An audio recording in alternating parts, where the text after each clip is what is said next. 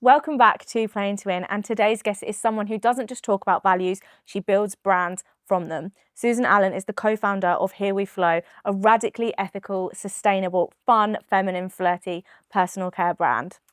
Today we're going to dive deep into values, vision, and the deep inner work that people don't put into their pitch deck. Susan Allen, welcome to Playing to Win. I'm so excited and so grateful to have you here today to tell me everything about building a purpose-driven brand.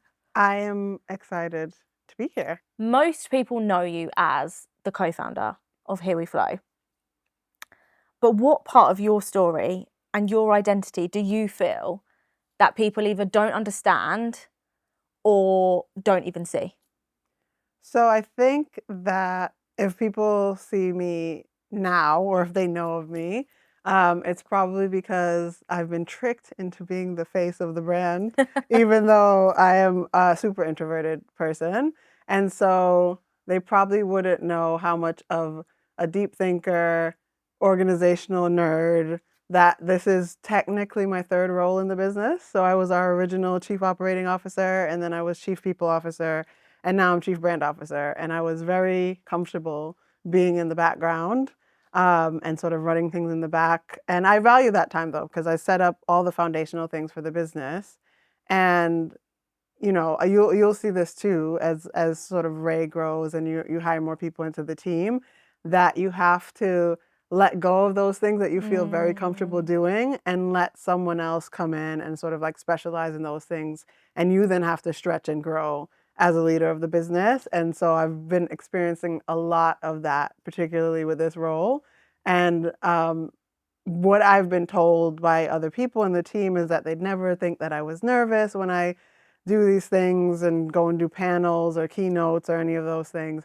But I am a nervous person. I cannot eat before it. And it's getting better as I've done more and more of them, because it is a bit of like muscle memory to it. But it takes so much like mental capacity for me to prepare and speak in public. And people just assume that it's just something that natural and I enjoy it. And meanwhile, on my social batteries, I'm like, I got 10 minutes and then I'm out of here. 100%. I could totally relate to that. And I think that is the side of growing your business that people don't realize is I think we get so caught up in like the doing and feeling like we've got to hustle and we've got to be busy 24 hours a day in order to feel like we're making any progress. But actually that space to just think and to actually like mentally get into the kind of headspace where you need to be, whether that's as a founder or as a more kind of operational executional role in the business, which sounds like you're kind of moving into now or have kind of been experimenting with over the journey of Here We Flo.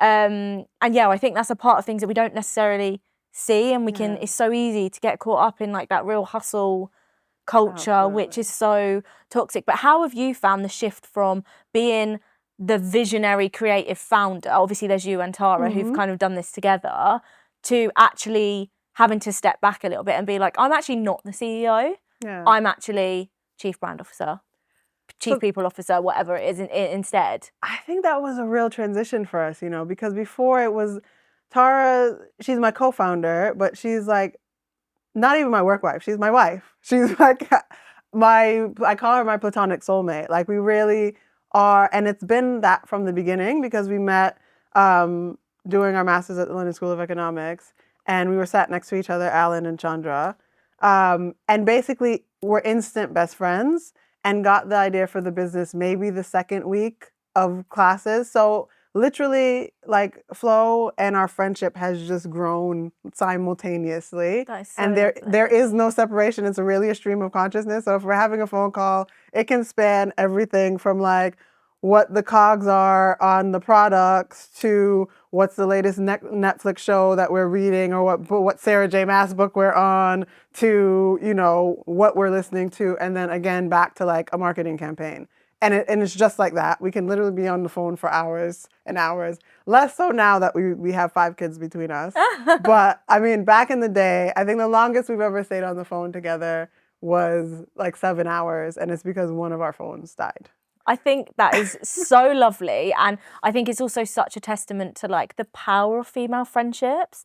And it sounds like Here We Flo was always really intuitive for both of you. Like the fact that it was within the second week of you potentially, was it meeting or the second week of classes? Like that's insane that just came, and now look what you've built. Like I think that's so amazing and so powerful when we come together, that we can really like rally and you know, create a lot of change in the world. But for you and Tara, how has that process been of finding your feet as co-founders and obviously now CEO, Chief Brand Officer, but also maintaining that really pure friendship as the foundation of all of it?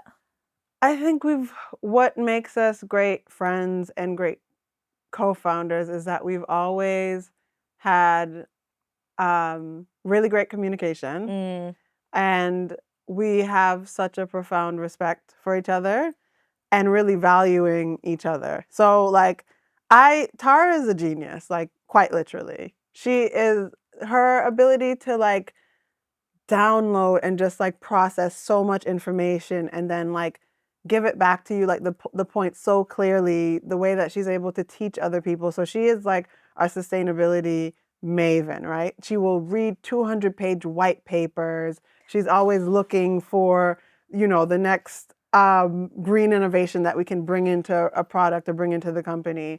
And I think that I'm a very intelligent person. That is not my bag. Like I'm dyslexic. I'm not reading a 200-page report. You bring the vibes. Yeah, I bring the vibes. You bring the vibes. And but so she's quite literally a genius. She will never let me call her that. And at the same time, like she has such a profound respect for my ability that everyone in the company calls me like their people whisperer. If there's some kind of like interpersonal issue, that they bring it to me.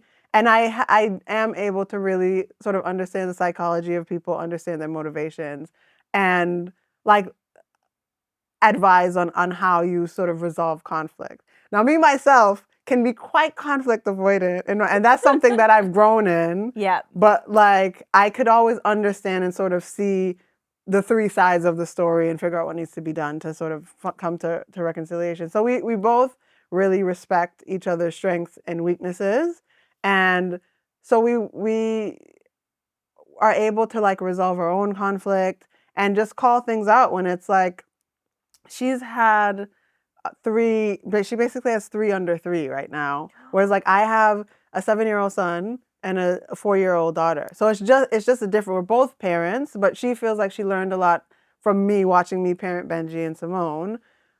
But I have so much respect for the way that she's like quite literally juggling children and still showing up for the business in the way that she does, and still makes time to like check on me and make sure that like I'm not burning out or whatever's going on. And so if something's missing, like there was a time when it's like, yeah, like we see each other every day for the business, but I miss my friend, and us like trying to make time to just see each other and connect on that. And we're still, if we get together, we're 100% we're going to talk about something with the business. Like that's just how it goes. But it is really about keeping that communication that has made our relationship, I think, even stronger than it was in the beginning. And, you know, we've really seen with other of our founder friends where things didn't work out with the co-founders, or, you know, where they've really struggled. Especially there's so many transitions as your business is growing. If you have investors, there's so many people that you have to sort of answer to. And I think there's a lot of potential for miscommunication and like conflicts to cause real issues. But I am grateful. Like it's down to communication. And I just love her. So I think it's communication and respect, ultimately. That was a lot of words to say that. Yeah, no, I love that so much. And what a wonderful way to like drive your friendship with impact. Like that beautiful friendship that you have has actually created such an amazing tangible change in the world, and not just in the world, to millions of women, which is like what a testament that it's all come from the source of such a pure friendship between us. I think we often see women competing against each other, or like I think we can be victims of ourselves sometimes in the way that we treat each other. And actually to hear such a beautiful story of female friendship is so empowering. But how did Here We Flo happen? How did it all come about? So you've started at London School of Economics. Yeah. What next? So we were taking all these business classes, and like our backgrounds had nothing to do with product, nothing. Like Tara studied economics, came from the West Coast, so she grew up in the Bay Area. So my bubbly Californian. I East Coast skeptic, right? I grew up in Boston, was living in New York at the time, and was working. My background was in sort of like the nonprofit space. Social justice, philanthropy kind of thing, where basically anything corporate was kind of a dirty word. Yeah. But I'm like, we live in a capitalist society. I kind of feel like I need to know a bit more about business. And so I applied for the master's in management.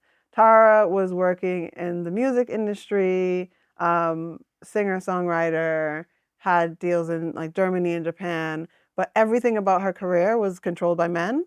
And so she was looking for a sense of empowerment and wanting to better understand business from that aspect. And so we came together, we met.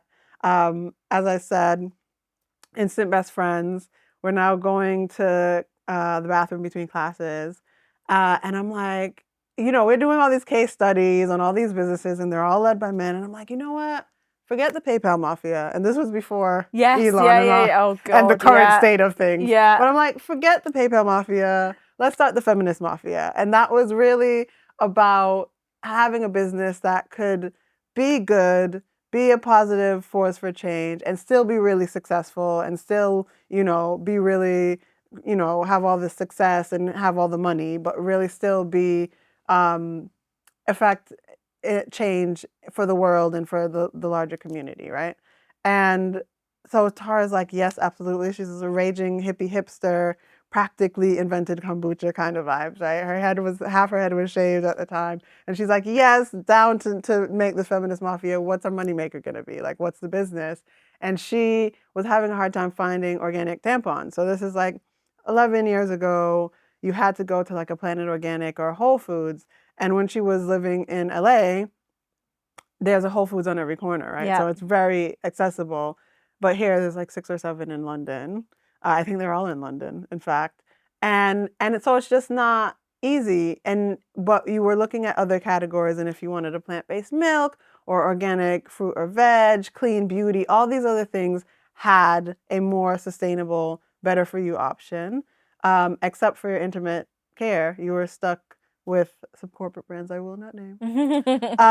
And so the idea was plastic, basically. Plastic. Yeah. And we basically wanted to make a sustainable swap for these brands that you grew up using, weren't even thinking about it. I mean, at the time, she's like, yeah, organic tampons. And I was just like, why do I need an organic tampon? That sounds like a scam. Like organic things are things you ingest or like put on your skin or something. And then it was like, oh, well, the products I grew up using, they don't have an ingredients list. So how would I know?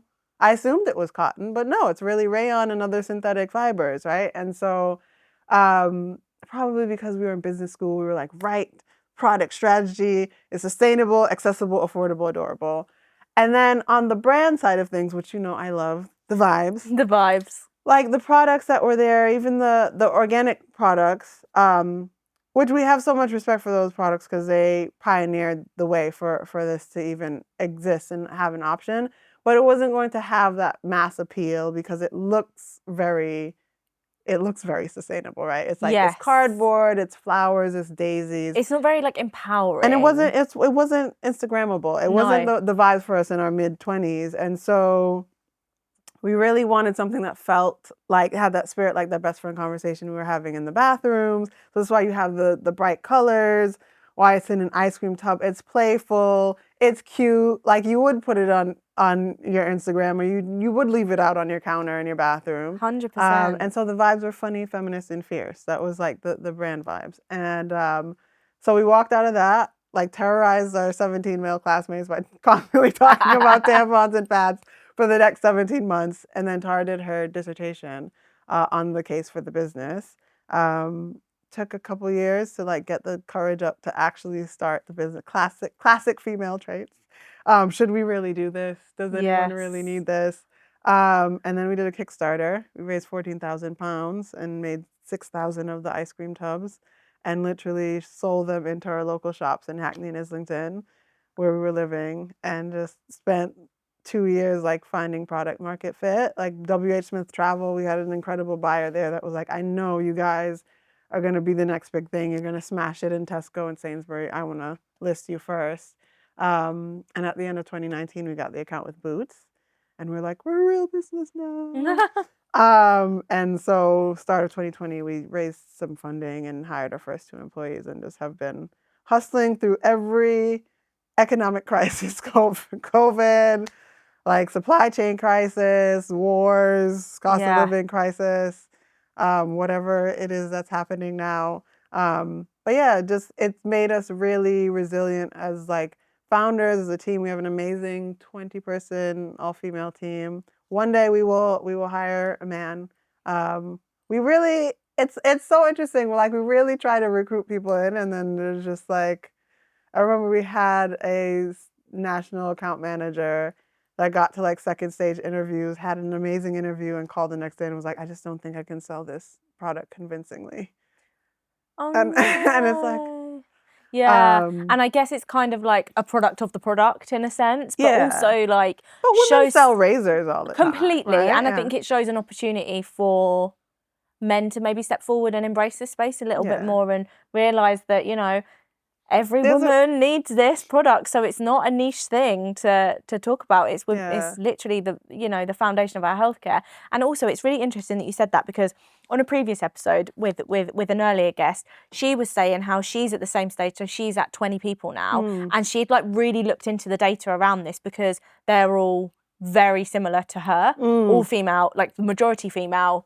Like, and she said apparently it is actually a thing that the first 20 employees do look like, act like, speak like, feel like the founders, and then after that it starts to balance out a little bit. So maybe like the men are going to come now, but yeah, apparently it is like an actual psychological thing. So yeah, there you go. But how has there's so many questions that I want to ask you, like, because I think there's just so much value in everything that you and Tara have built. But what was it initially that made you take that plunge from, you had that 2 years where you were like, okay, we know we've got something here, we're just not sure we can do it yet. What was that tipping point that you were like, we are doing this?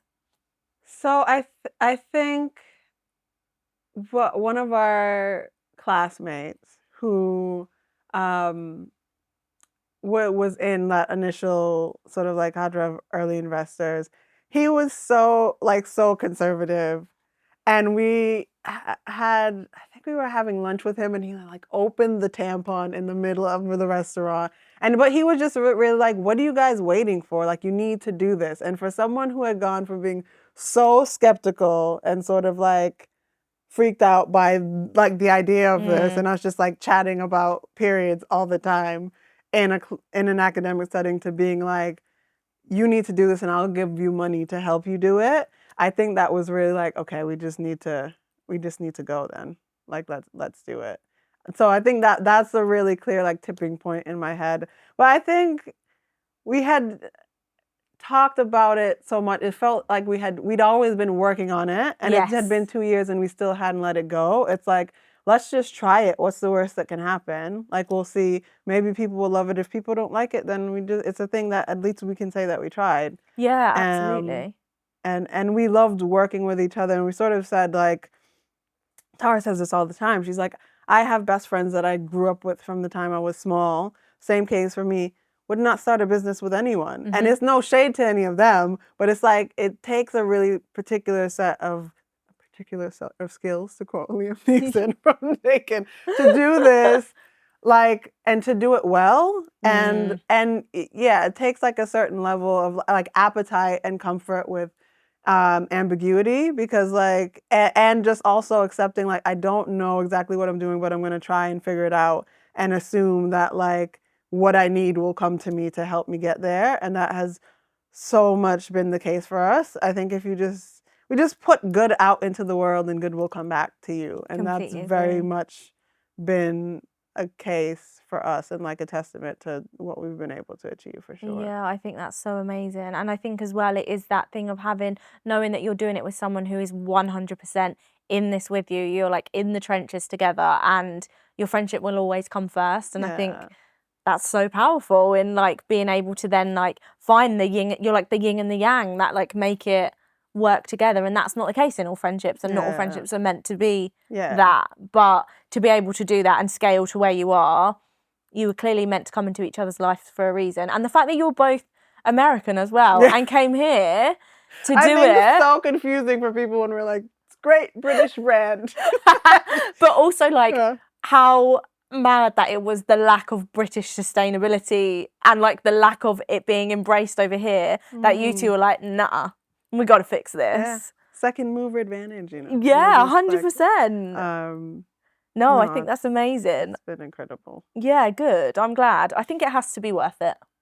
I think it has to be worth it. I think it has to be worth the hustle and the pain and the ambiguity, because otherwise what's the point? It's not about the destination, is it? It's about doing something meaningful and enjoying it while you're in it. And I think it's also about like the bigger meaning. Like it was never just about money for us. And even still, I say like, I'm not here to just sell like tampons and pads and condoms or whatever.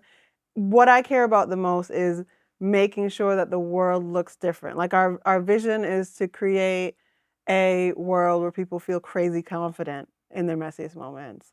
And that is a real change. And people sort of, you could say, oh, you know, that's like sort of like a superficial thing. It doesn't really matter if women are hiding their tampons up their sleeves when they go to the bathroom. But I've seen in sort of talking to our community how that manifests in real life is you don't realize that you have symptoms of endometriosis or PCOS for years and years. Like you're bleeding through your sheets. You have to go to sleep with a towel underneath you. You think a 2-week period is a normal thing. And you don't know what's normal because you feel so scared. You won't even talk about this with your best friend. So you'll talk about sex and all kinds of other things that are going on, but you won't talk about your period because you feel so much shame around it.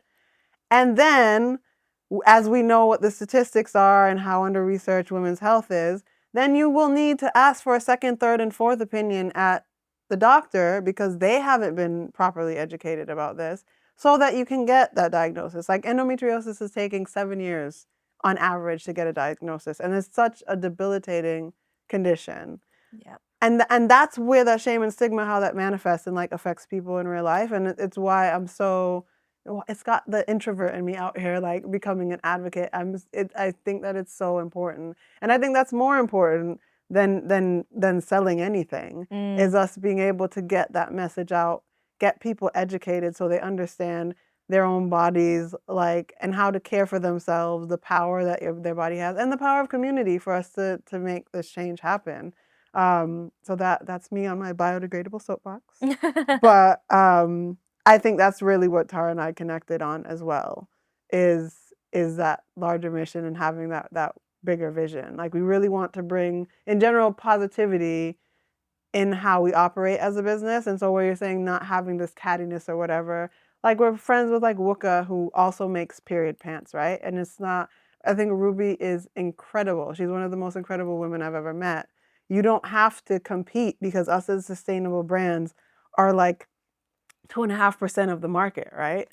It's about making that change in the larger market share that of what the corporates are selling. And even if the impact that we used to hear all the time, well, what if so-and-so corporate makes a sustainable alternative? If they do it legitimately, then great, because that's better for our planet. Like, exactly right. And so I think just having someone that understands, like, of course we want to be a successful business, but the biggest impact that we want to have and the most important one that we can have that'll be sort of like echo long after we're not here is being able to change these societal attitudes and norms and the impact on the planet. Yeah, completely. And I think it's really interesting how you said about shame, because I think that is the crux of women's health. I think ever, like, we have been so shamed into thinking that our periods are dirty, that they need there's something that we should deal with in private, in secret, that we shouldn't tell people. Like you said, putting a tampon up your sleeve just to go to the bathroom in a restaurant or in the workplace. And actually, even down to like the smaller things that are actually the big things, like the packaging, I would absolutely have that out on my bathroom shelf at home, or like in like on my desk at work, like my little town. I would absolutely have that. And it's just like reframing how beautiful women's bodies actually are. And like you said, then the changes that leads to being able to advocate for yourself in a doctor's office, actually listen to what your body's telling you. We've had this conversation before, but I have PCOS. Like, it's something that I didn't find out until I was going through IVF. Like, that's, why did I not know that before then? And it just 100%. Made so much sense. And in the process of that diagnosis, there was so much like gaslighting, like misdiagnosis, have a hysterectomy, go on the contraceptive pill. Like, they're not solutions to women's health. Women's health doesn't need fixing, it just needs to be understood. And I think this is how we do that, by making it feel like something that you want to talk about, making it feel exactly like I do every time I go on your socials and I laugh at what the girls are doing or what they're making you do around the office. And I just love it. And I think, this isn't something that has to be like sciencey and like boring and shameful. It's something that's fun and like 100%. It's like the complete crux of femininity. And speaking about your socials, I love the recent video that you did about the condoms when you were sort of saying like, let your ex give you an O. Yes. I love that so much. And I feel like it's not just about health, it's about women's, not just their femininity, but their pleasure as well. Like, we've grown up with such a like male-centered view on pretty much everything, but especially when it comes to sex. 100%. And I just love that everything you do is about empowering women to explore all facets of their sexuality and their femininity, and to not feel like, I can't talk about this, I can't do this, this is not very female of me. Like, and I think that is, like you said, there's no need to ever compete, because like you, Wooker, all those very, those similar brands that, like you said, it's 2% of the entire market, but if you guys collectively can shift 98% of the market, what an impact to make 100%. On the world. It's just getting out of our own ways, our own way, and like really understanding that we can all just help each other and work together. And I definitely value that in the partnership and the community that we kind of are growing together, which is, I feel very grateful for. But have you always felt like a leader? Or is it something that you've really had to grow into? Because obviously it started and it was just the two of you, like shipping boxes from your house. Have you always felt like, I'm ready to lead this mission? Or has it been something you've really had to grow into in order to become CEO, Chief Brand Officer? It's definitely been a journey. I've always been comfortable being the kind of person that gets shit done, right? Oh, can I swear? Yeah. Okay, sorry, I'm done. Anything goes. A saint with the mouth of a sailor, No, but I was always comfortable being like, give me something, give me a task, tell me what you need to done, and I can sort of like put the plan together. I'm an executor. That was been a strength that really served me in all parts of my career, and why I was able to sort of like move forward much more quickly. Seeing myself as a leader, I really struggle. I'm getting better at this. I really have always struggled with taking compliments with people. Like, when people tell me I'm inspiring, I'm like, I want to hide under a table. Please don't say that to me. Like, because I am so uncomfortable right now. Yeah. I can totally relate to that. But at the same time, I go around and I'm like giving people their flowers all the time. And I'm like, I literally say it's your choice whether you want to put them in the bin or water and grow them. But I'm going to give them to you because you deserve it. And I just feel like there's so much negativity in the world happening all the time. This is a positive thing that I want to give to you. This is my gift for you. When people give the gift to me, I'm like, I don't know if I want this gift. Please take it back. Can I have a receipt? But I'm happy for like work that I've done to be praised. But if it's like on me personally, that always made me hugely uncomfortable. Starting this business with Tara, as I said, like I was happy to do the back because that's my happy space. It's like, oh, you need me to read through legal contracts. Like I was a pre-law major, so it's like, yeah, I understand legalese. I can read through this. Like I can set up this thing. I can organize this event. I can do all this, be in the background. That's fine. Then we had to start talking to investors and like presenting at meetings, and I'm like, Tara, can you just? I still remember this. Like if we had a meeting with a potential angel investor, and bless her, I love Tara. She's always running late. She'd tell you this herself. So I always get there like early, or I like to say if I wrote a book, it would be called Fashionably Exactly on Time. Right? So this is me. But I would like do a round of the building. I'm like, there's no way you think I'm gonna go in there. We're gonna talk about the weather and then what? So I'm like, no, I'm just gonna stand out here until Tara gets here. But now, like, I can see how I've grown up. Go in, I'll find the person, we'll talk about this. I'll start telling them about the origin story of the business. I can give them an update on trading. And then Tara will come in and we'll get into the conversation. She is incredible. The way that she's able to get people who maybe they wanted to say no, but they're saying a yes by the end of the meeting. Like, she's incredibly persuasive. I've learned that I'm persuasive, but in a different way. Mm-hmm. And so I think I'm a leader now, for sure. But before, I was very uncomfortable with that. Like, you could compliment my work ethic, love that. You can say, wow, it's incredible what you've achieved, love that. You're a leader? Who am I leading? Why would anyone follow me?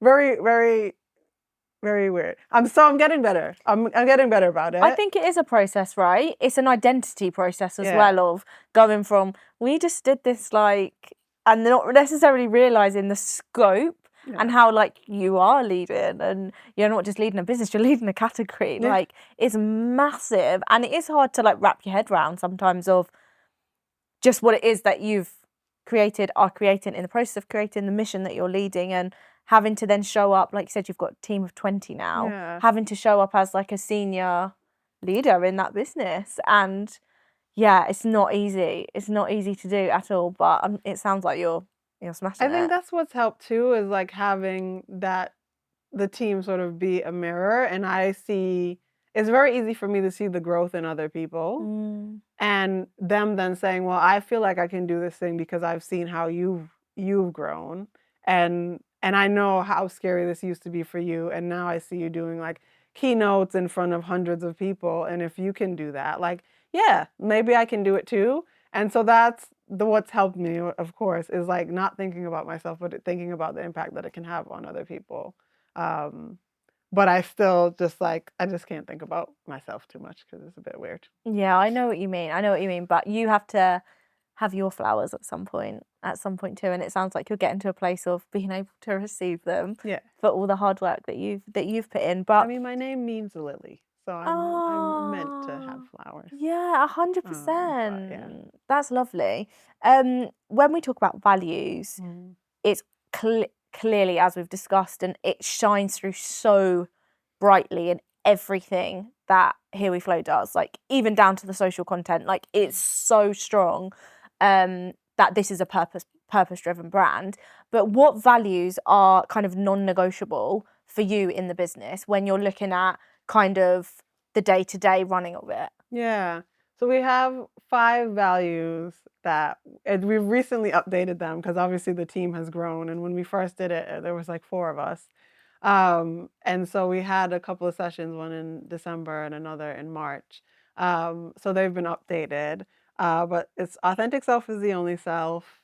Kindness is a courageous queen. That used to be kindness is queen. And what we found is Brits are prone to be polite rather than rather than interpreting kindness as being sort of like brave. So kindness is a courageous queen. Funny, feminist, fierce. That's the core. That's like in our comms platform for the marketing team. It's in every part of the business because humor, really leading with humor to break that shame and stigma and get the conversation going is so key to us as a brand. Own our shit. So that used to be own this shit. And now it's understanding that our success is a group success. If we're going to achieve it, we have to do it together. And then support and speak up has become support, and serve. Oh. And it's the values that we hold ourselves to, like Tara and I hold ourselves to, that we do as a full team, that we expect for our external partners. And it's really that way of ensuring that we stay true to that original like vision and mission, and really wanting to like bring positivity into whatever it is that we're doing. Kindness, respect, like these are all things that they're free, severely like undervalued and underused, I think, as a society. And you know, the assumed trajectory of any startup is failure.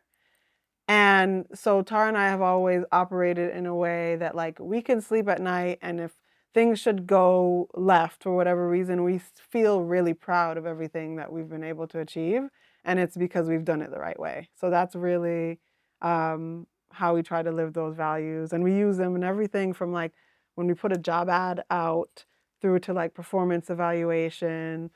When we need to give feedback to each other, it's like, I'm not seeing you show up with this value in the way that I know you want to. So it's really helpful to just have that. We invested time to sort of create them in the beginning, but it's been so useful. And we've all heard like these stories of like organizations that have like terrible toxic cultures.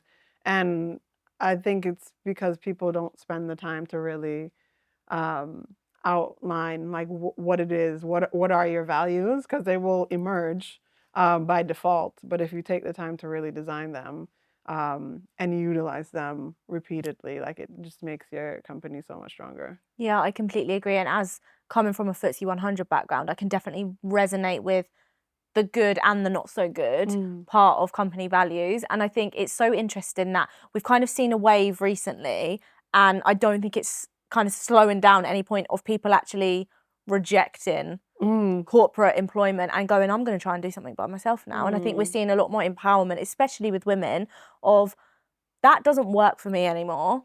I'm going to try and do something by myself. And I think that's where brands have to step up, like in the way that you guys have. And I think these big brands could learn a lot from smaller startups and scale ups, because why would anyone want to come and work for a company if you don't have aligned values? And I feel like we're prioritizing that more and more over pay, over a job title. It's, do I actually want to spend my life doing this job? Because that's what it is. It's so much time out of our lives. It's so precious. Why would we want to put it into something that doesn't treat us very nicely? That you don't believe in. That you don't believe in. You're so disconnected from your own purpose that actually I think we're going to see, and I hope we continue to see, a lot more kind of companies, especially the big ones, taking stock, because I think there's a lot that they could learn from smaller businesses in the way that they're able to not just attract but retain employees, and not have this like conveyor belt production line of, you know, employees. People underestimate how much that costs a business. Yes, so expensive. And what a waste as well to hire someone and then 6 months later they say, nah. Actually. Nah, this is not for me. Yeah. And then you've got to go through that entire hiring process. And in the meantime, the team's stretched, everyone's scrambling, you know, it just... Poor retention's such a cost. Yeah. And then it's also like the intellectual property of the business is just leaving. And then you don't have anyone to like train up the next person. That's such a good lens to look at it from. I'd never even considered it from like an IP perspective either, of a lot of things that you do in your business. I feel like trade secrets makes it feel like a bit MI5-ish, but like it is. Yeah. It's like the core of your business, and that person just like, what? Yeah. Yeah, I feel like there's such a lesson there for like so many businesses to really take stock of when they are hiring, because I think people are calling it out more as well. Like I see a lot of influencers now talking about like calling out like red flags in like careers and the workspace and hiring space, and even down to like job descriptions, right? Of like the job description isn't actually what the job is, and then like crazy interview tasks and all sort of things like that. And it feels like it's all about performance, as opposed to actually inviting someone to be present and like want to help you build. Yeah. And I think we've lost that. So I think we benefited from the fact that I was a DEI director, even though it's a dirty word now. I was a DEI director before this, and I saw like how much effort goes into changing a culture that's already been like there for years and years by default, and then trying to implement change versus just like building it correctly from the beginning.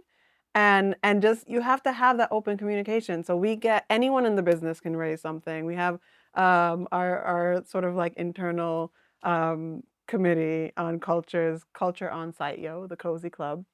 And yes, I did name that. I love that. It was Of course inspired you by the did. Beyonce song. Yeah. And but what it is we have reps from each of the different sort of like sectors of the business, and their concern is just to talk about the culture. So anyone can bring it to a Cozy Club member, and then we'll discuss it within Cozy Club. Or if they feel comfortable, they can come bring it to me, Atara, or Mary at senior, or any of the directors.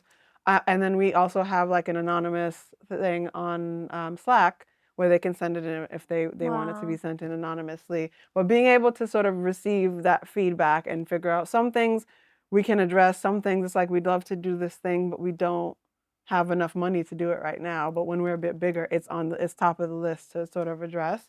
But just being able to have that conversation so they understand where we're coming from. Because obviously when we were a team of 6, we were all super tight and just like working together on everything every day. And as the business grows and you have people more specialized, they're in specifically working on sales or marketing or operations or finance, and you have your interactions on the things that you're working on, but it's not that same like everybody knows everything about what everyone else is doing. And so there's just more opportunity for miscommunication. And so making sure you have feedback loops, but different kinds, because people communicate differently. Like that's something I've always appreciated as a dyslexic introvert, is like I'm not going to communicate the way of what typically I'm not necessarily going to show up. I've now trained myself that I can like pretend to be an extrovert, but that's not my natural way of communicating. If I'm in a meeting, I'm typically going to be the last person to speak. I think important because I'm like one of the most senior leaders in the building, and I want to hear what everyone else thinks. And I know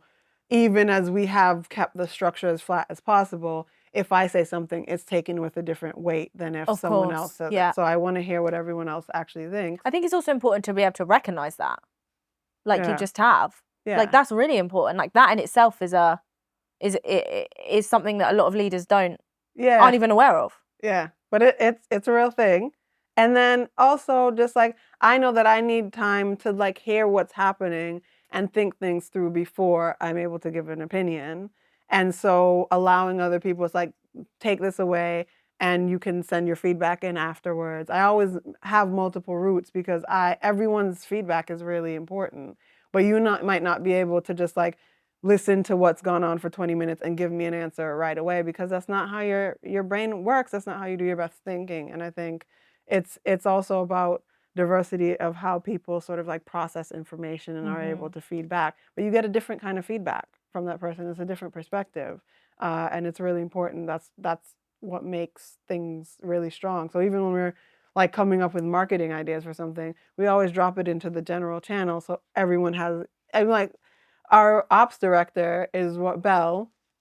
He's also one of my best friends, is one of the most like tapped into culture people that we know. Like you might assume, okay, she knows about supply chain and operations, but she's like, she knows what all the cool brands are going on. She shares my addiction to shopping for things we probably don't absolutely need, but really, really enjoy. To hit a dopamine. The best kind. Yeah. The best kind. Who wants to buy things that they need? No. I mean, it's why this is how I got my name. Everyone calls me Shoes. Because you love shoes? Because I love shoes. But and also these, these are such a vibe. I saw them when you put them on earlier and I was like, boss lady, it's like my signature. Love them. Love a Sophia Webster shoe. Yeah, so nice. Honestly, so nice. But I think it's like something that you tapped on there about the D&I narrative at the moment and how like you said, it's like a dirty word, and we obviously know everything that's going on, not just in America, but also kind of spilling its way over here as well, which is not surprising, but also really uncomfortable that it's not surprising. But why is, for anyone who doesn't know what D&I actually is, why is it so important? It's because it basically diversity, equity, inclusion. So I should always describe an acronym. Diversity is about who's in the room. Inclusion is about so like how do we describe it? Is diversity is being invited to prom. Inclusion is about being asked to dance. And equity is about making sure you know the dance steps. Yeah. In a way. And it's important because,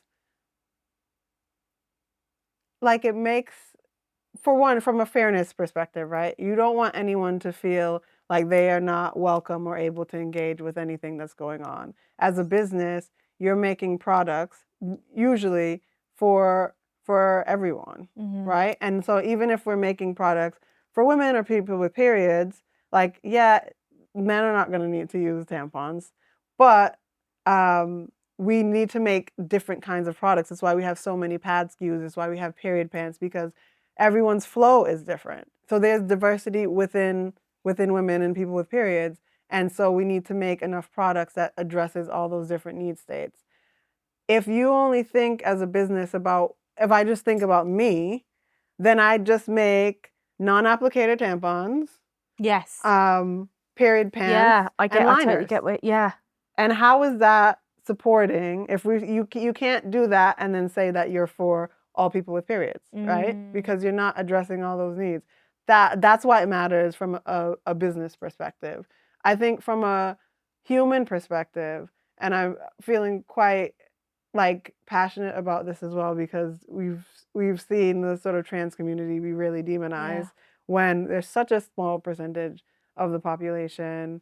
And we've always been really intentional about using inclusive language on our packaging, in our socials, because if me saying products for people with periods or for women and people with periods makes a trans person feel included and like a product is for them, why wouldn't I say that? Completely. What does that cost me? Completely. Absolutely nothing. And I can fully understand, as a Black woman, feeling excluded from other spaces. So why would I ever want to make someone else feel excluded? Like, it costs me nothing. So just from a human perspective, people feel better about themselves. And maybe this is the only space where they've felt included or seen or valued for that day. That's why you do the right thing, because it makes people feel better. From a business perspective, you're better serving the customers you say that you want to serve. And I think it just lives up to the ideals of what we say. I think people purport a lot of values, but when it comes down to sort of like making the choice, it like speaks to integrity. If this is what you say you're about, what are the decisions that you're making when it's time to make the decisions? And you feel like you're not being watched. And I think being really clear about what those values are and really grounding them in DEI helps you to stay that course when things get difficult, because they will get difficult at some point.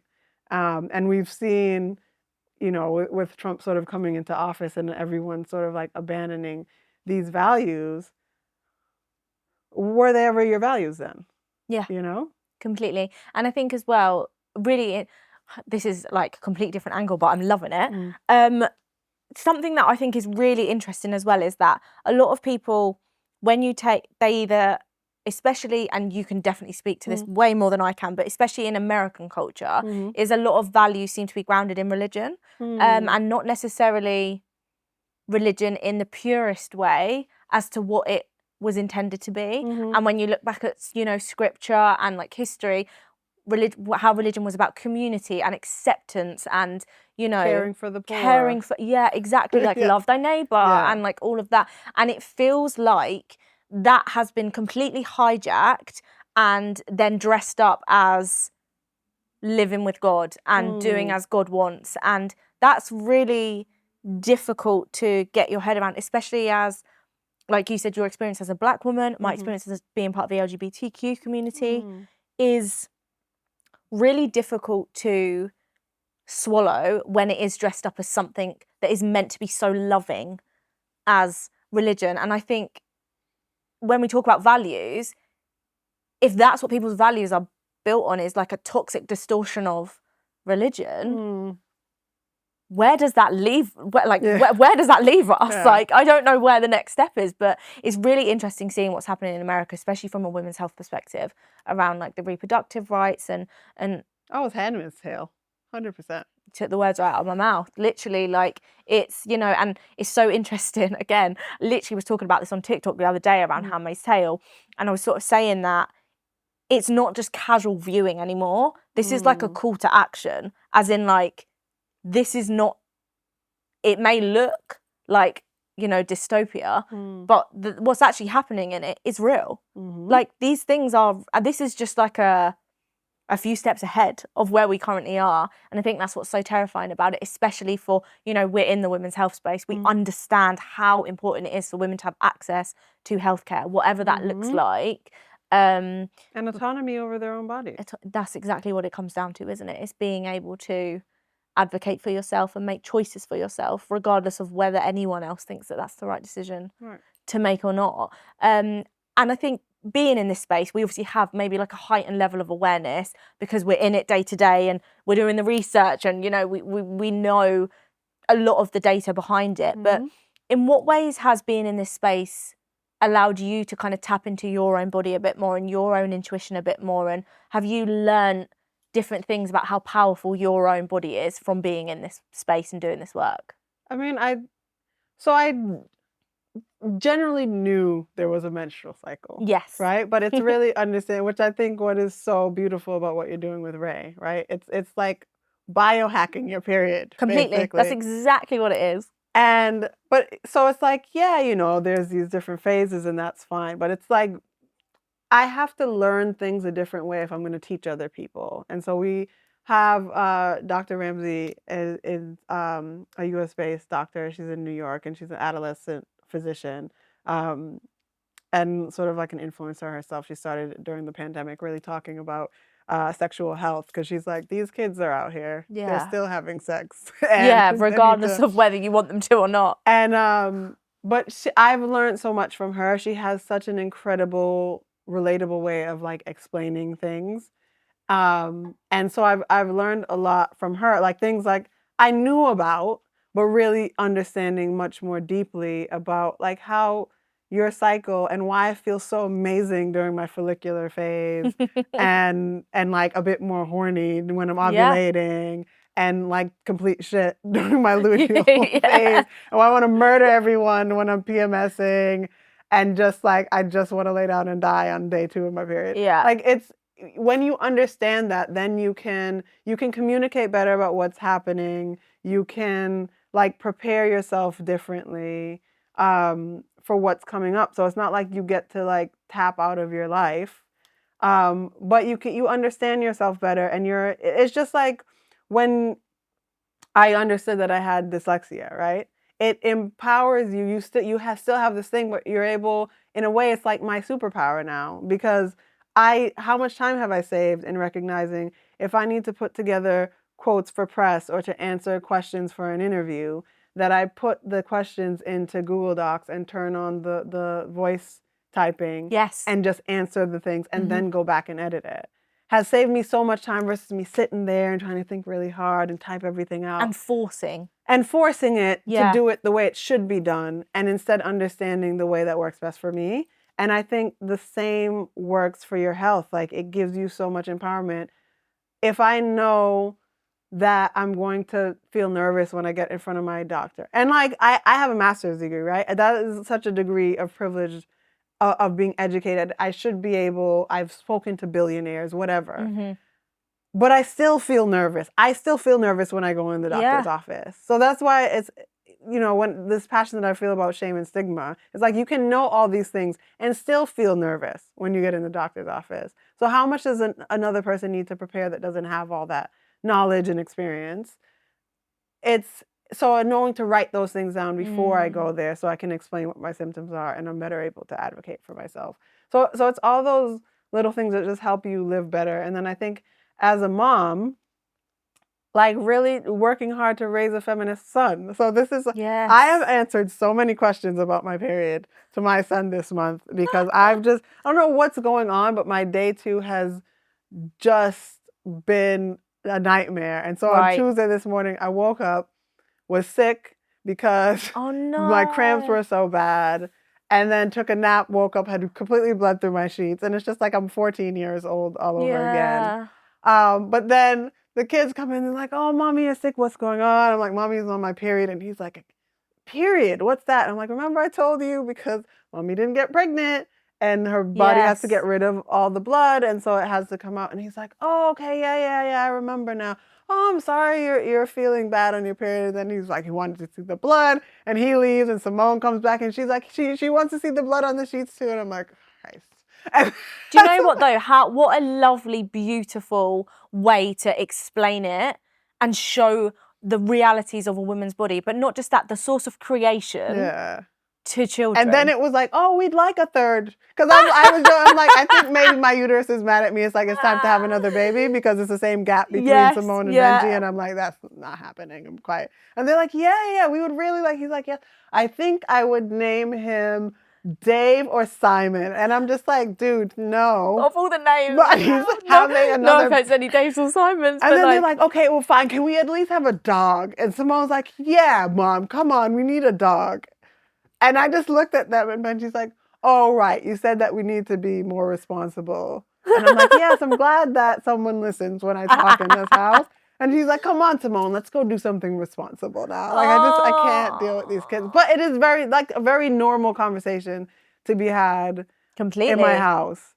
And that's going to be different. I know that definitely wasn't necessarily the case when I was growing. I would never talk to my brother about my period. My sisters, for sure. I have 3 sisters and 1 brother. But I want that to be totally normal, that Benji can go and get like tampons or pads for Simone if she needs them. Yeah. And her period comes on. Or if he sees a classmate that's leaking, he can like discreetly tell her. Compassionately, And that's why it's important. It's just to make everyone better people, right? Is ultimately my goal, I guess. I love that. And that's like such an ethos that everything you do seems to stem from. And I think that is a huge part of why you are successful. But how have you found the investor space when it comes to being so values and purpose driven in a space that is very traditionally numbers first, foremost, only in a lot of cases? How have you found that? So, especially being women in healthcare. So I think early on we definitely came across folks who like this wasn't for them. I think that's what's really powerful about knowing who you are as a founder and as a brand is like it's just crystal clear, and so people can know whether you want to be in on this or not. Like I was, Benji was like 6 months when we did our first fundraise. I was breastfeeding in meetings. This is a feminist company. This is what this means. Good for you, 100%. If you're too uncomfortable with this, then we're not the brand for you. With me feeding my child, yeah, completely. This is not,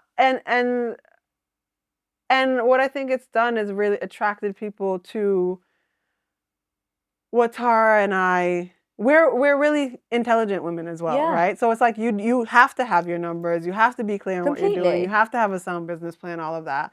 But a lot of it is the mission and vision. Of course, when if we're meeting with one of our investors that like works in PE, like I'm not gonna go ham on me being dressed as a tampon fairy in Manchester.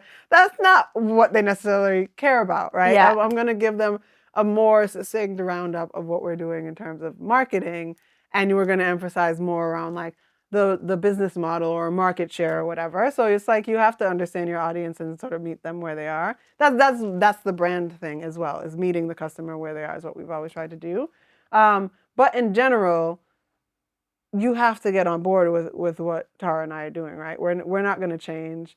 I always show up like this wherever I'm going. Like we went to very, very exciting. We won Best Health and Beauty Brand at the Grocer Golds last year. And it was our first time ever being nominated, so completely unexpected. But I showed up to Black Tie in like a Kai Collective, like a multicolor organza cape. I fucking love that. And I'm going to show up, and it part of it is like, it's my introversion where it's like, I know if I wear something interesting, it's already a conversation piece. It helps me out. It helps me feel like armor and I feel more confident. But for other people that look like me, for other women, for other Black women, it's like show up and take up space because you're making room for the people that are coming behind you. Is sort of my ethos on that. And so I'm always going to show up unapologetically as me. And if you don't like that, everyone's entitled to their opinion. cool. But like, I only want to work with people who want to work with me anyway. And what you'll find is more people than you expect want to work with you. We also try to really have a space, like a call-in culture rather than a call-out culture. So we have lots of like turfs in our comments every time we put out something that supports the trans community. But we still try to like, well, this is our value. This is why we feel this way. If you want to engage with us, hi@hereweflo.co. Like, we're willing to have the conversation and help you understand, because if you're someone from an older generation, you might not understand what being trans is, right? If you've never met a trans person, you might not understand what's happening. And sometimes they're scared to say the wrong thing because they don't want to get canceled either. So it's really powerful to be able to have that conversation and help sort of like bring them into the fold. But we're not going to compromise on our values. You have to be like really clear about that as well. And I think it just helps you attract the right people to your brand, to your community, and you're able to sort of like build and figure out ways to grow that community. Yeah, completely. Organically. Yeah. Completely. And I feel like as well, as female founders, and we've had this conversation a few times on the podcast with other kind of various other female founders, and we've all kind of touched on the investor space and how we are bombarded by the stats.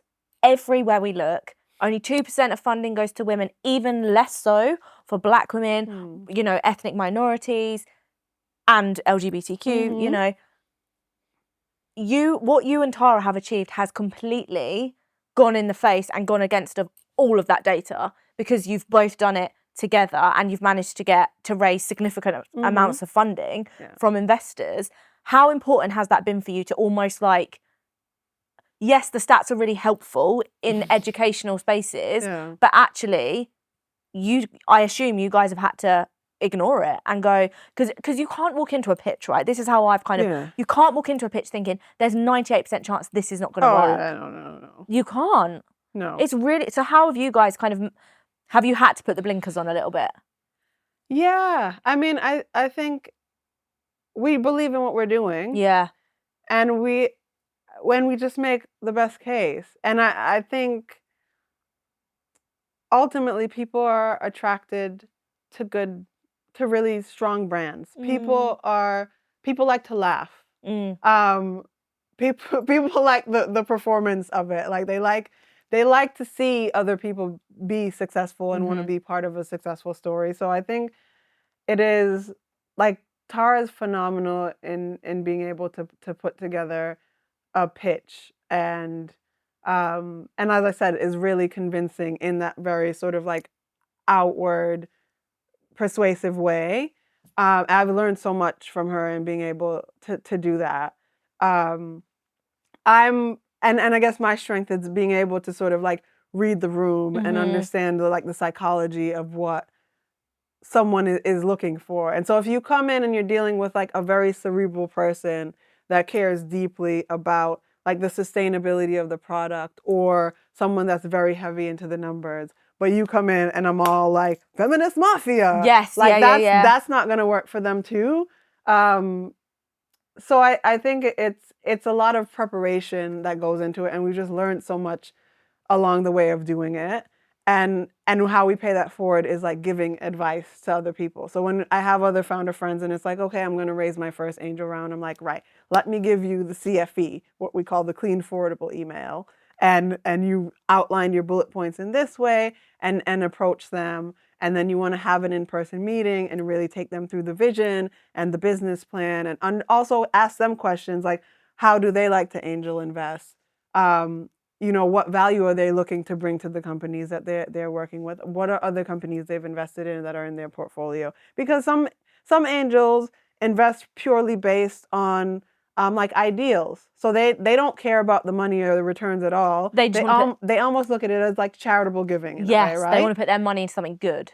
There's some people who really do care about returns, and it's about numbers, and so you have to understand when you give them a projection, they're going to come back to you the next time you're raising and be like, did you do this, this, and this?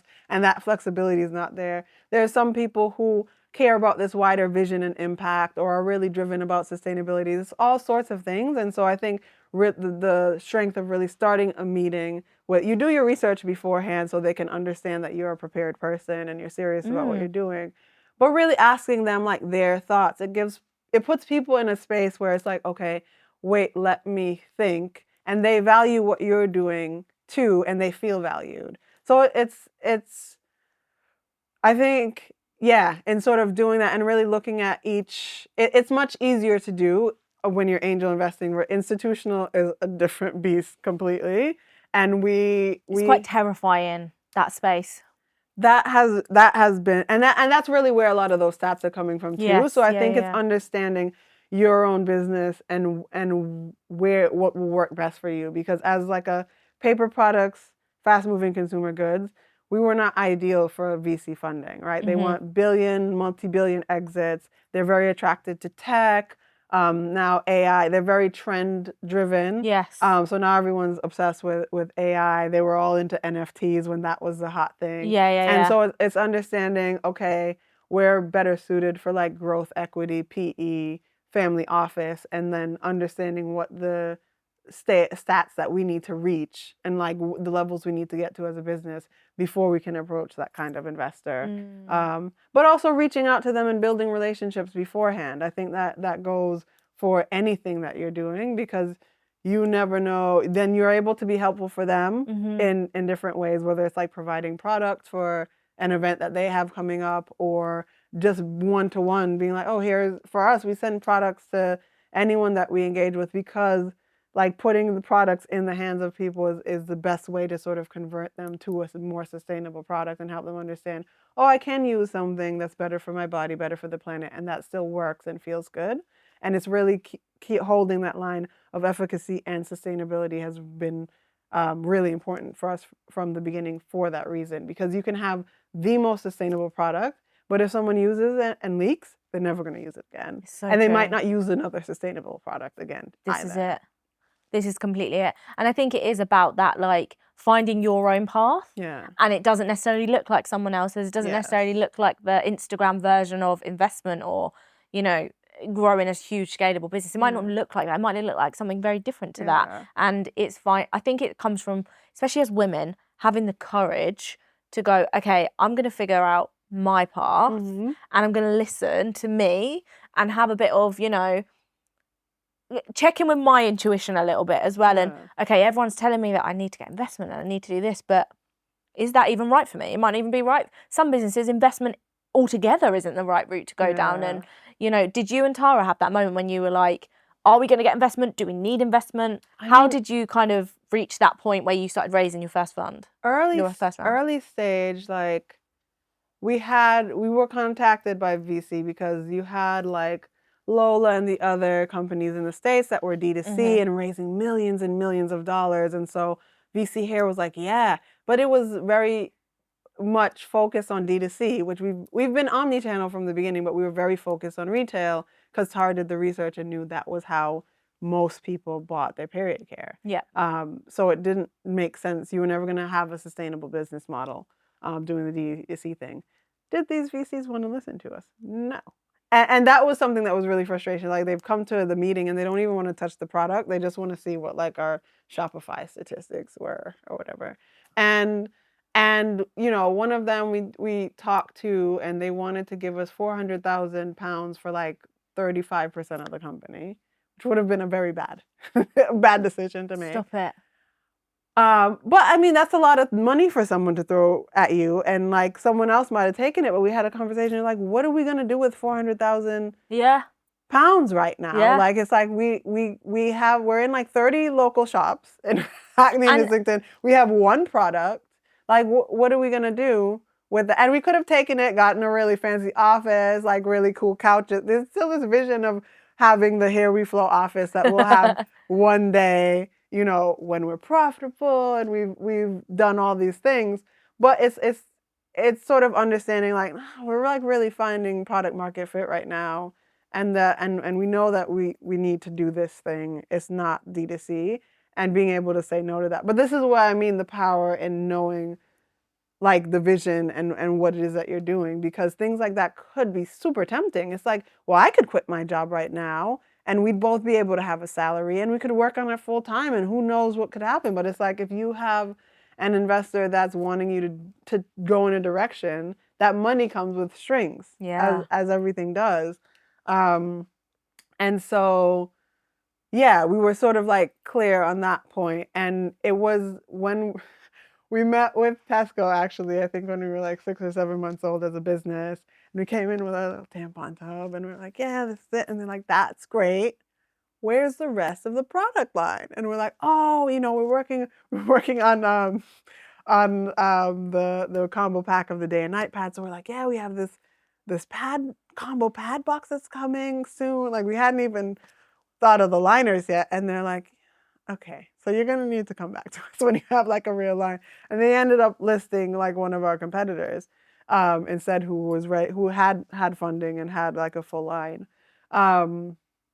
But I still don't regret that, because taking that time and like finding that product, that was when we like, oh, this is what would be good for some money, because then we could develop products a bit more quickly, and then you're having to produce and sort of like really get set up with a proper warehouse and all of these things.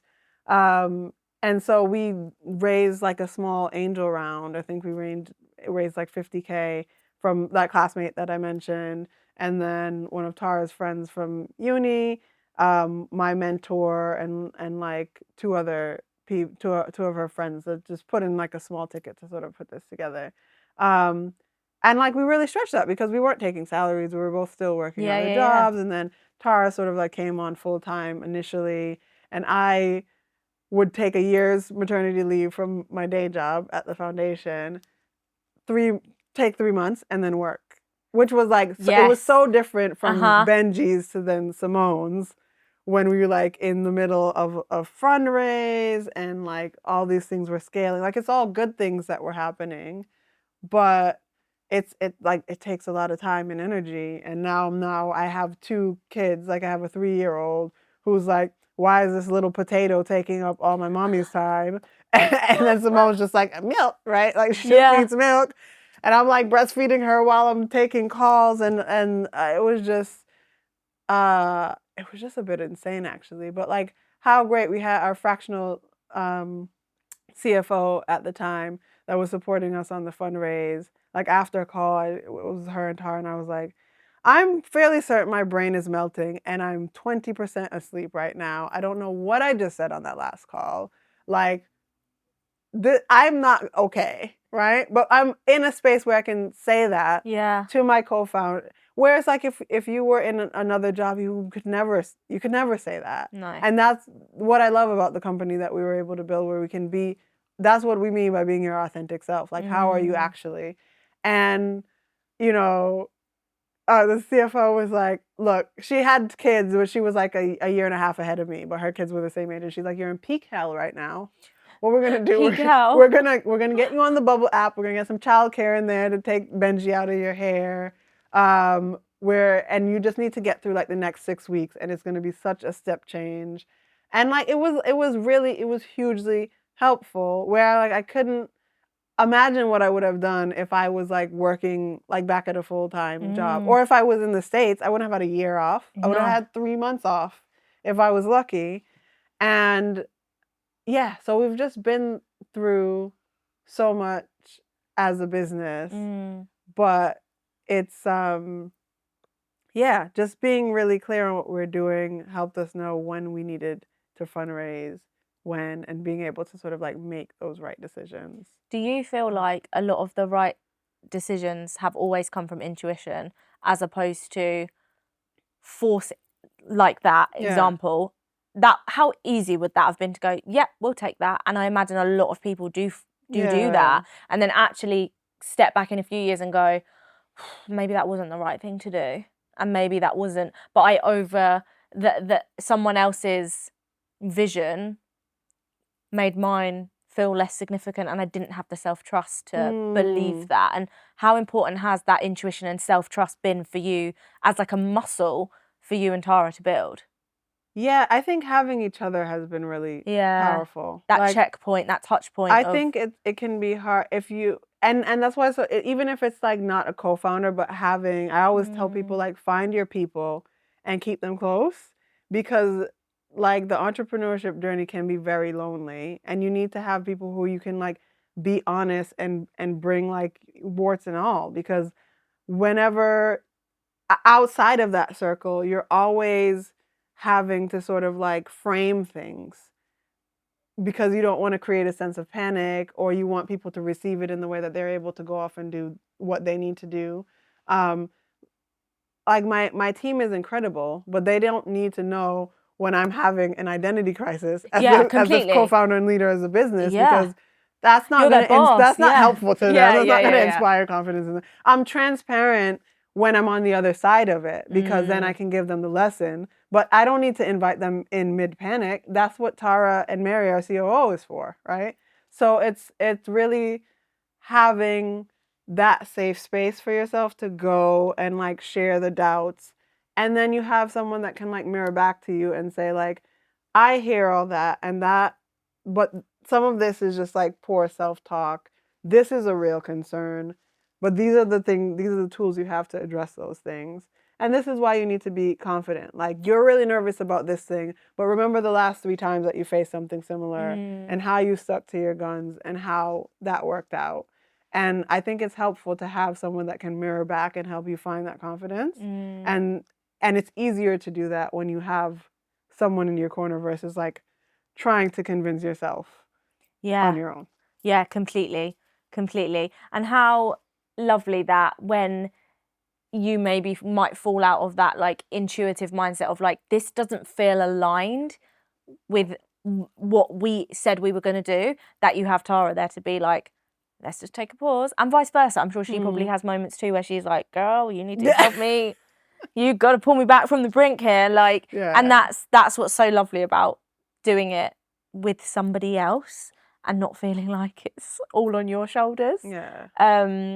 And I think you guys are such a good case study for why, because we hear so many horror stories about founders and like they start a business with someone, then there's a huge fight and then it all goes completely up the wall and everyone loses loads of money, the company shuts down, done, dusted. But actually, I think this is such a good, I've had a couple actually of co-founders on the podcast, and actually they've all been really good cases for why maybe think about it. Like maybe, and it's definitely something that I feel like we'll grow into with Ray as well as we get bigger. But what kind of, have there been any moments for you where you've nearly walked away?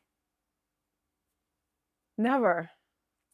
Like I'm that. like, and like we've had situations where like a funder has pulled out, or like that we thought was coming through, or like there's some, between COVID, or like we've lost a big account because of Brexit. Like we were scaling in the EU, and basically overnight between Brexit and COVID, like just lost some major accounts. And I usually show up at Tara's door with like ice cream or a slice of Basque cheesecake, or like whatever thing she's into, that I'll pick up from Planet Organic on my way to her house, and just say like, I'm in it with you, like till the wheels fall off.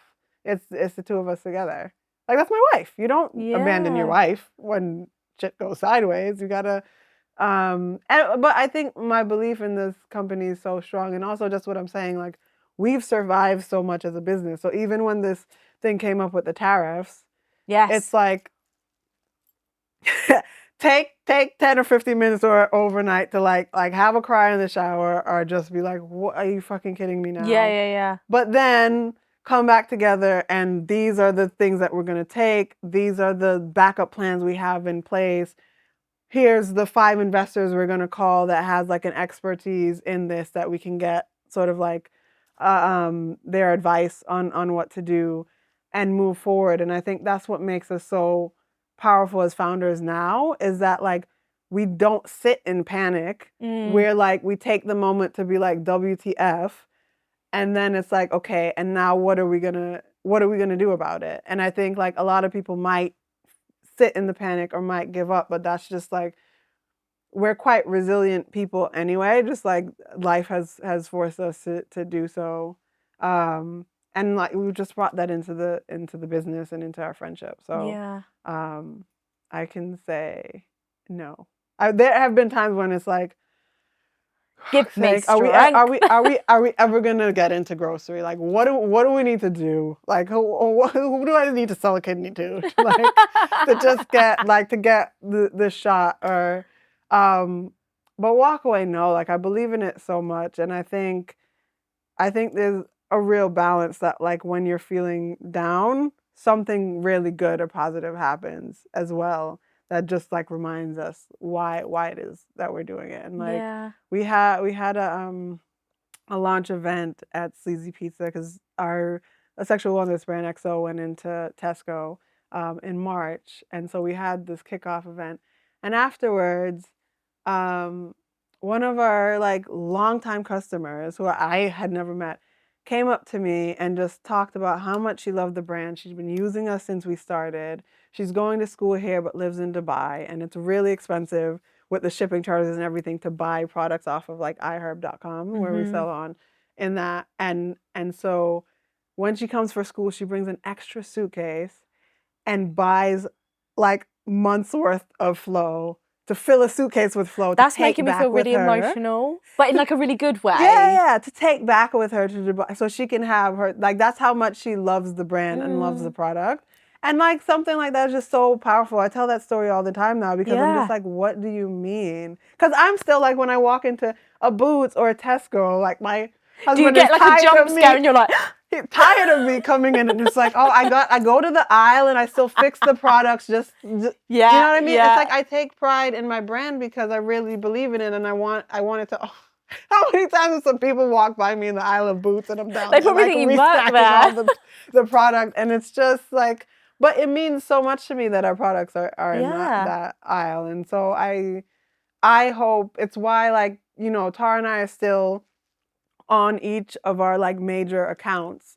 We go with us, and it's not like our sales team is incredible. They can handle that themselves, but I know that it really helps the buyers understand how much we care about these accounts and how much we want to partner with them in making it a success story. And so they know. It's like whenever we show up to Tesco's headquarters, I'm there like at least once a quarter. It's like the ladies in pink are back again. So like even the receptionists know, and we give them product when we come. And it, you know, ultimately, like as a brand, we just want to make people feel good and like, you know, have a better day than they were having before they met us. And so that is such a lovely thing to say, like genuinely such a lovely thing to say. And I don't think we hear people say things like that or want to do things like that enough, because doesn't necessarily serve them in an overt way, but actually it's the nicest thing you can do is for yourself, is to be nice to someone else. And that's just so lovely. With the Dubai story as well, I think that's made me so emotional, because from like a country that's very traditionally oppressive of women, to be able to have shameless period care for the women who live there, to be able for them to have access to it. I appreciate it's not as, you know, accessible as, you know, it hopefully will be one day, but to be able to have that impact on women who live there and to show them that just love yourself a little bit more, because that's what it's all about, isn't it? It's about loving yourself enough to advocate for yourself, to have awareness of yourself. And we did some work actually about with kind of men around periods, and they were sort of talking about their relationships, and we were saying, you know, how do you feel like you could help your partner and if you're in a hetero relationship, and they were sort of saying like, well, she's just moody. Like, I don't know what she... And then when we, like, actually deeped it, we realised that women don't know how to advocate for what they want because they actually don't know what's happening. They're just like, oh, I'm moody, just leave me alone. When actually it's like, I can't have this conversation right now because I've got brain fog and my communication isn't strong, and therefore I can't hold space for your feelings as well as my own. And actually being able to show up and go, I'm going to be accountable for how I feel, therefore I'm going to allow you to support me better. And I feel like when we talk about women's health, that's what needs to happen. And I hope that collectively all of us in this space, like, it feels like we're all moving the needle in the same direction from everyone that I spoke to, which is such a beautiful thing 100%. to be part of. But very lastly, what's next? What's next for you? how do you feel? I know we briefly spoke about this on the journey here, but what version of you is kind of stepping into this next era? So I hired an incredible head of marketing, Anna. She's in the Maldives right now on a well-deserved Who is also vacation. amazing. Like, obviously, I know we all know this, but like, we are so lucky to have such great people around us. 100%. And Anna is for you, like, what a powerhouse. My entire market, so I call my marketing team the dream team, and 100% they are. Like Hannah is, we've just been promoted to partnerships exec, so she's my partnership in Crimson queen, and so we're just going to be taking the world by storm, bringing funny, feminist, fierce vibes everywhere. I'm on a panel or a podcast or doing a keynote probably every week or every other week for the rest of the summer, just about. Which I'm not going to freak out about because it's... The introvert in you is probably like, what are you doing to me? I'm also just... And I can hear in my head Belle, my ops director, yelling at me for this. But I sometimes am like, why do people even want to hear me talk? But for me, I just feel like I'm saying the same things over and over and over I get that. again I get each that. time. And I'm like, surely if you're on our TikTok, like you've heard me say this before. But that's not true. It's not true. It's not true. There's so few people who even know what Flo is or have seen our product or know who I am or even know that I'm a co-founder in this brand. And so I'm going to keep going out and chatting and bringing the funny, feminist, fierce vibes. But yeah, it's a lot of me talking a lot and really testing the limits of my social battery. But also like finding your voice, it seems.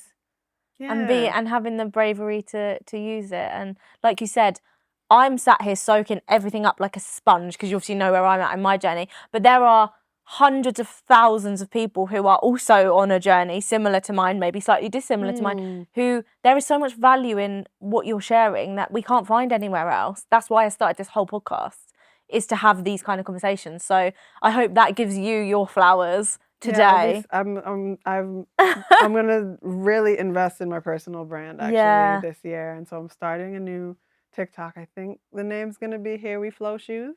Oh, and it's gonna be more of talking about my entrepreneurship journey and 100%.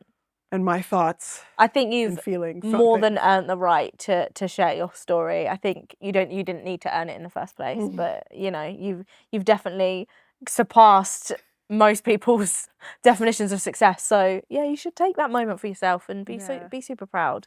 But yeah. Amazing. Thank you so much. It's been such a valuable episode. You are one of the kindest people I think I've ever met, and it's an honour to sit opposite you as a fellow female founder who is what you and Tara have done is kind of set something in motion that's allowing people like me to now come into this space, and I don't take that responsibility lightly in what you guys have laid out for us that's allowed us to kind of move in this space. So I'm so excited for what you are building with Ray. I think it's incredible, it's innovative, it's so needed. And you're inspiring people. You'll continue to inspire them that are gonna come behind you. And that's the power of being a female founder. Is growing it. What a beautiful place to land. Thank you so much. Thanks, Sophie.